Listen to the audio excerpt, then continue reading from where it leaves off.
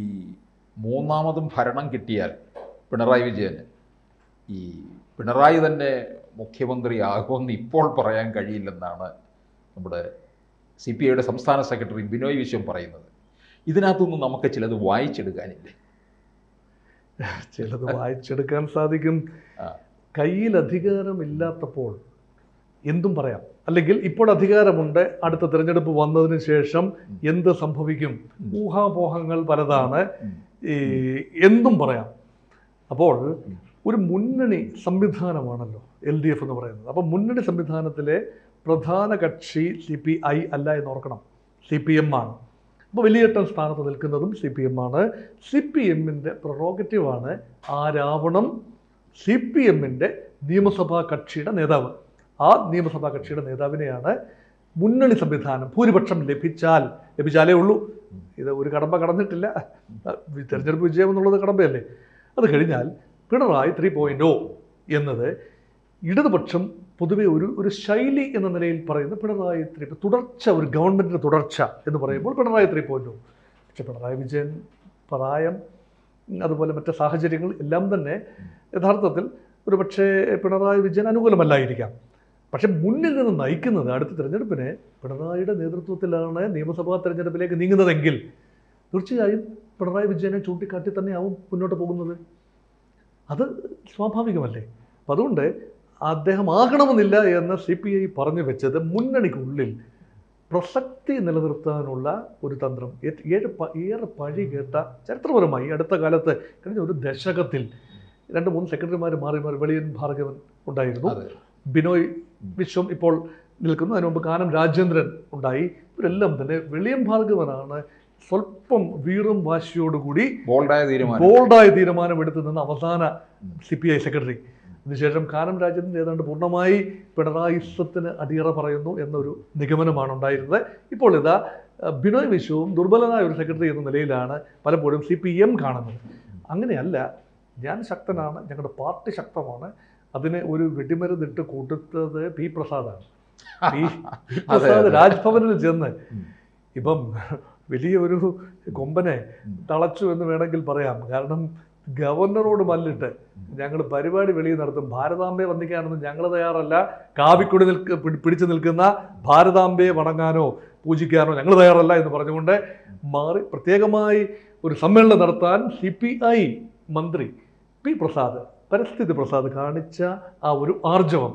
പക്ഷേ ആർലേക്കറിനെ ഒന്ന് പിണക്കിയതിൽ പിണറായിക്ക് ഒരു വിഷമം കാണുമായിരിക്കും. എങ്ങനെയെങ്കിലും ഒക്കെ ഈ അടുപ്പ് കൂട്ടി എങ്ങനെയെങ്കിലും മുന്നോട്ട് ഉന്തി തള്ളി പോകാം. കാരണം കഴിഞ്ഞ ഏറെ വർഷങ്ങൾ പോയി ഈ രാജ്ഭവനുമായിട്ടുള്ള പോരാട്ടത്തിൽ അർലേക്കറിൻ്റെ മുൻഗാമി, അദ്ദേഹം വലിയ വാഗ്ധോരണിയുടെ ആളാണ്, ആരിഫ് മുഹമ്മദ് ഖാൻ.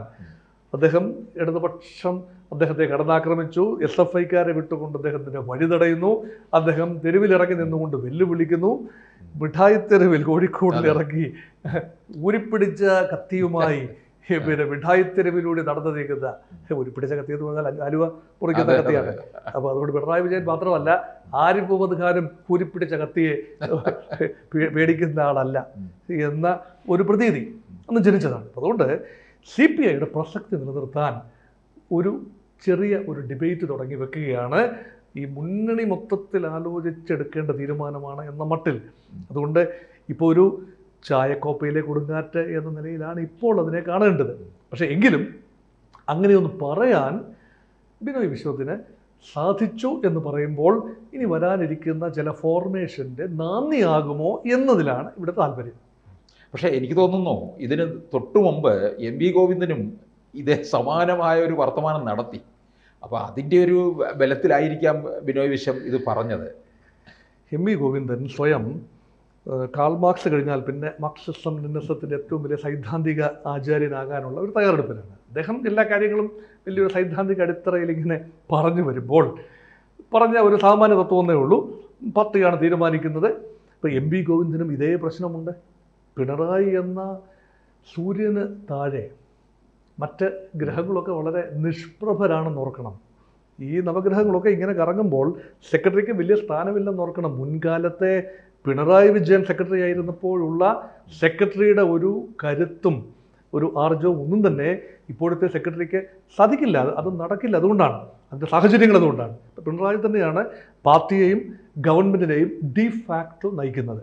അപ്പോൾ അതങ്ങനെയല്ല, പാർട്ടിക്കാണ് മുഖ്യമന്ത്രി തീരുമാനിക്കാനുള്ള അവകാശം എന്ന രീതിയിൽ എം വി ഗോവിന്ദൻ പറഞ്ഞു വെച്ചത് അദ്ദേഹത്തിനും നിലനിൽപ്പിന് വേണ്ടിയുള്ളൊരു പോരാട്ടമാണ്. ഇതെല്ലാം പറഞ്ഞ് വൈകിട്ട് തലയിൽ മുണ്ടിട്ട് ഒരുപക്ഷെ പിണറായിയോട് പറയാൻ സാധിക്കും, പക്ഷേ വിഷമിക്കരുത്, ഞാൻ അങ്ങനെയൊക്കെ ഇത് പറയുന്നേ ഉള്ളൂ, ഇതൊക്കെ നിലനിൽപ്പിന് വേണ്ടി ഇങ്ങനെയൊക്കെ പറയുന്നേ ഉള്ളൂ, ഇതൊക്കെ ഒരു അഡ്ജസ്റ്റ്മെൻ്റ് എന്നേ ഉള്ളൂ, അല്ലാതെ പിണറായി വിജയൻ എന്ന മുഖ്യമന്ത്രിയെ വിഷമിപ്പിക്കാനോ അല്ലെങ്കിൽ പുറത്താക്കാനോ അല്ലെങ്കിൽ അദ്ദേഹത്തെ തുച്ഛീകരിച്ച് കാണാനോ ഉള്ള പ്രയോഗങ്ങളായി ഈ രണ്ട് പ്രയോഗങ്ങളെയും ഇപ്പോഴത്തെ നിലയിൽ കാണാനാവില്ല. വ്യക്തിപരമായ പ്രസക്തി നിലനിർത്താൻ എം വി ഗോവിന്ദനും പാർട്ടി എന്ന CPIയുടെ പ്രസക്തി നിലനിർത്താൻ പാർട്ടി ജനറൽ സെക്രട്ടറി ബിനോയ് വിശ്വവും നടത്തിയ ചില ചെറിയ പ്രയോഗങ്ങൾ എന്നതിൽ കൂടുതൽ അർത്ഥം ഈ സ്റ്റേജിൽ അതിന് കാണാനാവില്ല.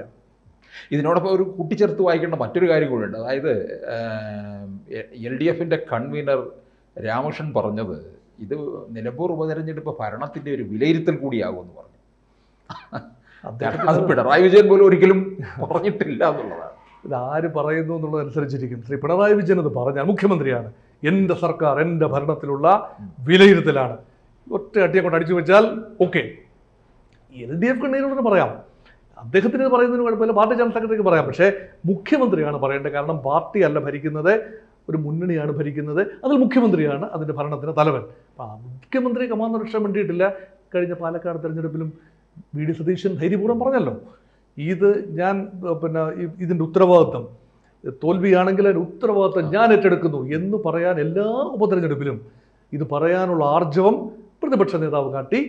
കെ സുധാകരനും പ്രതിപക്ഷ നേതാവും കാട്ടി, അന്നത്തെ KPCC പ്രസിഡന്റും പ്രതിപക്ഷ നേതാവും കാട്ടിയപ്പോൾ ഭരണപക്ഷത്ത് എപ്പോഴും ഒരു ഡിഫെൻസീവ് സ്ട്രാറ്റജിയാണ്. അപ്പോൾ ഉറപ്പില്ലാത്തൊരു കാര്യം അങ്ങനെ കയറി പറഞ്ഞു വെക്കുകയും അവസാനം തോൽവിയാണ് സംഭവിക്കുന്നതെങ്കിൽ പറഞ്ഞ വാക്ക് അസ്ഥാനത്തായി മാറും. അതുകൊണ്ട് ബുദ്ധിപൂർവ്വം മിണ്ടാതിരിക്കുന്നതേ ഉള്ളൂ. അല്ല, VD സതീശനെ തന്നെ ഒരുപക്ഷെ തോൽവി ഉണ്ടായാൽ സതീശനെയാണ് ചോദ്യം ചെയ്യപ്പെടാൻ പോകുന്നത്. ഇപ്രാവശ്യം പറഞ്ഞിട്ടില്ല. ഇപ്രാവശ്യം VD സതീശനും ഞാൻ ശ്രദ്ധിച്ചു, VD സതീശനും ഇത് ഭരണത്തിന് വിലയിരുത്തലാണെന്നൊക്കെ പറയുമ്പോഴും ഇതില്ല എങ്കിൽ ഞാൻ സ്വയം ഉത്തരവാദിത്വം ഏറ്റെടുക്കുന്നു എന്ന് വരെ പറഞ്ഞിട്ടില്ല.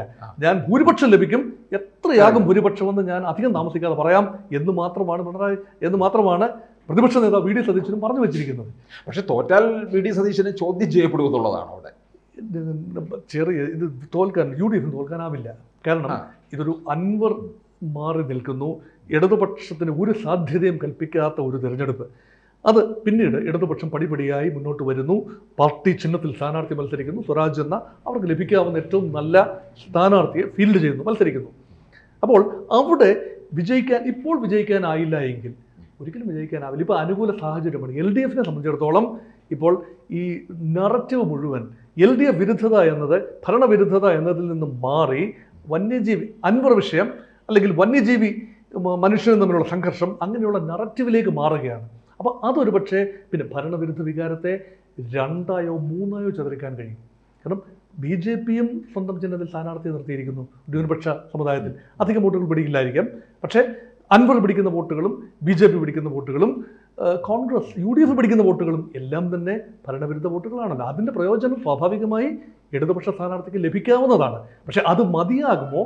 നിലമ്പൂർ പോലൊരു മണ്ഡലത്തിൽ ജയിച്ചു വരാൻ അത് മതിയാകുമോ? കോൺഗ്രസ് എന്ന ശക്തമായ പാർട്ടി, മുസ്ലിം ലീഗ് എന്ന അതിശക്തമായ പാർട്ടി, ഇത് രണ്ടും കൂടി ഒരുമിച്ച് നിൽക്കുമ്പോൾ CPMൻ്റെ സംഘബലം മാത്രം മതിയാവുമോ വിജയിച്ചു വരാൻ?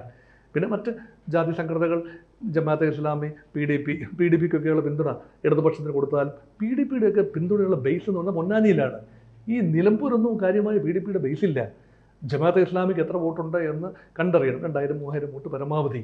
ഇതൊക്കെ മാർജിനലാകും എന്ന ഒരു ചിന്ത UDFനും കൂടെ ഉള്ളതുകൊണ്ടാണ് ഇങ്ങനെയുള്ള കക്ഷികളുടെ പിന്തുണ അവർ ആർജിച്ചെടുത്തത്. തേടി എന്ന് പറയുന്നത് ശരിയല്ല, അവർ കൊടുത്തു, വേണ്ടെന്ന് പറയുന്നില്ല, അപ്പോൾ അവരെ ചേർത്ത് പിടിക്കുന്നു. ഇതെല്ലാം തന്നെ വലിയൊരു ഭൂരിപക്ഷം ഉണ്ടാവില്ല എന്നതിൻ്റെ ഏർലി സൂചനകളാണ് ഇതെല്ലാം തന്നെ. അതുകൊണ്ടാണ് ഇപ്പോൾ ആരും തുറന്നങ്ങോട്ട് പറയുന്നില്ല കൃത്യമായി ജയിക്കുമെന്നോ, കൃത്യമായി ഇത്ര വോട്ടിന് ജയിക്കുമെന്നോ എന്ന ആത്മവിശ്വാസം രണ്ട് ഭാഗത്തും UDFനും LDFനും പറയാനാവുന്ന ഒരാളേ ഉള്ളൂ. എന്തും പറയാൻ കഴിയുന്ന ഒരാളേ ഉള്ളൂ, അത് PV അൻവർ മാത്രമാണ്.